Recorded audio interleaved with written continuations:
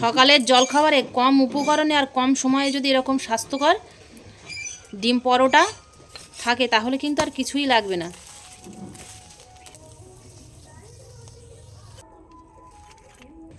নমস্কার বন্ধুরা, সুপ্রিয়া কিচেনে আবারও আপনাদের সবাইকে স্বাগত জানাই। বন্ধুরা, আজকে সকালের জলখাবারের জন্য খুব সহজভাবে ডিম পরোটা রেসিপি আপনাদের সাথে শেয়ার করব। প্লিজ বন্ধুরা, আপনারা পুরো ভিডিওটা প্রথম থেকে শেষ পর্যন্ত দেখবেন। আশা করছি আপনাদের ভালো লাগবে আর আপনারাও খুব সহজে বানিয়ে নিতে পারবেন। ডিম পরোটাটা কিন্তু ময়দা দিয়ে বানাবো না। ময়দা খাওয়া কিন্তু আমাদের স্বাস্থ্যের পক্ষে সত্যি ভীষণ ক্ষতিকারক। আপনারা হয়তো অনেকে জানেন না যে ময়দা গুড কোলেস্ট্রল কমায় আর ব্যাড কোলেস্ট্রল বাড়ায়। আরও অনেক কিছু ক্ষতিকারক আছে, সেগুলো আর বলছি না, পরে অবশ্যই জানাবো যদি আপনারা জানতে চান। তো এখানে দেখুন আমি গমের আটা নিয়েছি। এই গমের আটা দিয়েই পরোটা বানাবো। আপনারা সবসময় চেষ্টা করবেন ময়দার জিনিসটা একটু কম খাওয়ার জন্য, তার পরিবর্তে আটা খাবেন।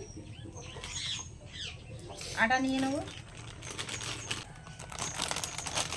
দিয়ে দেবো 2 চিমটি লবণ। শুকনো উপকরণটা মিশিয়ে নিয়ে জল দিয়ে মাখিয়ে নেব আটাটা। একসঙ্গে সব জল দেব না, অল্প অল্প জল দেবো আর মাখাবো। ডোটা একটু সফট করে মাখাবো। ডোটা সফট করে মাখালে তো পরোটাগুলো ভালো ফুলবে। আটাটা এরকম সফট করে মাখিয়ে নিয়েছি দেখুন, বেশ অনেকক্ষণ ধরে, আধ ঘন্টা ধরে ধরে কিন্তু আটাটা মাখিয়ে নিয়েছি। এবার এর থেকে লেচি কেটে নেব। আপনারা চাইলে 10 মিনিট চাপা দিয়েও রেখে দিতে পারেন, তবে এত সুন্দর সফট করে মাখিয়েছি আর চাপা দিতে লাগবে না।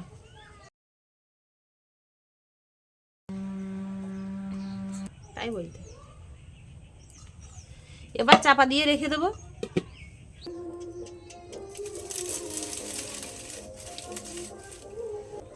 পরোটাগুলো ভেজে নেব, আটা দিয়ে বেলে নেব।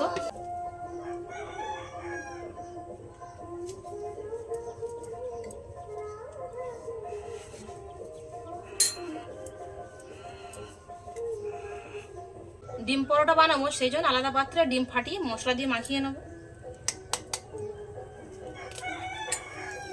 ডিমের মধ্যে দিয়ে দেবো পেঁয়াজ কুচি, ধনেপাতা কুচি, কাঁচা লঙ্কা কুচি, সামান্য লবণ।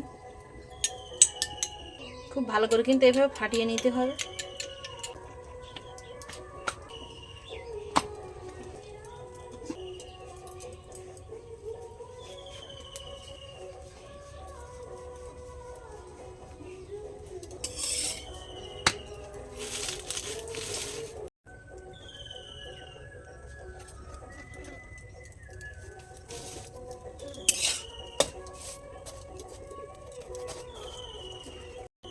খুন্তি দিয়ে মাঝখানটা এরকম করে ছিদ্র করে নেব।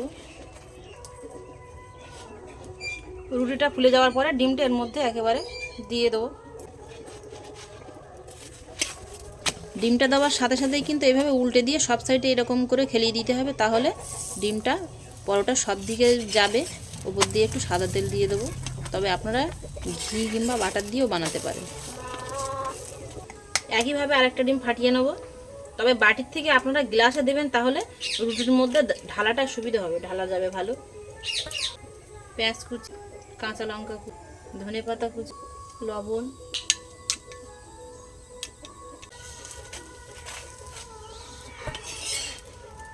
একটা ডিম পরোটা হয়ে গেছে, দেখুন কতটা লোভনীয় হয়েছে।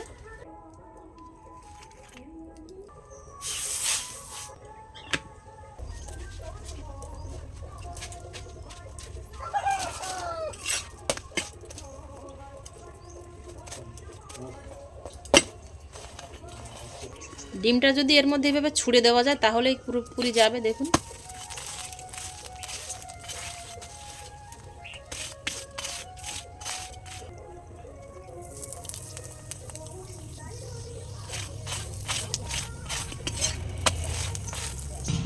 আর একটা হয়ে গেছে। সবগুলো পরোটা ভেজে নিয়েছি। আপনারাও এই ডিম পরোটা বানিয়ে বাচ্চাদের টিফিন কিংবা বড়দের অফিস টিফিনেও দিতে পারেন। আশা করছি আপনাদের সকলেরই ভালো লাগবে খাওয়ার পরে। ভালো লাগলে প্লিজ বন্ধুরা লাইক করতে ভুল করবে না, আর কমেন্টে তো অবশ্যই জানাবেন, আর আপনাদের বন্ধুদের কাছে প্রচুর প্রচুর শেয়ার করবেন। এতক্ষণ আমার সঙ্গে থাকার জন্য আপনাদের অনেক অনেক ধন্যবাদ। আবারও দেখা হচ্ছে আপনাদের সাথে পরবর্তী নতুন কোনো রেসিপিতে। ততক্ষণ আপনারা সবাই ভালো থাকবেন ও সুস্থ থাকবেন।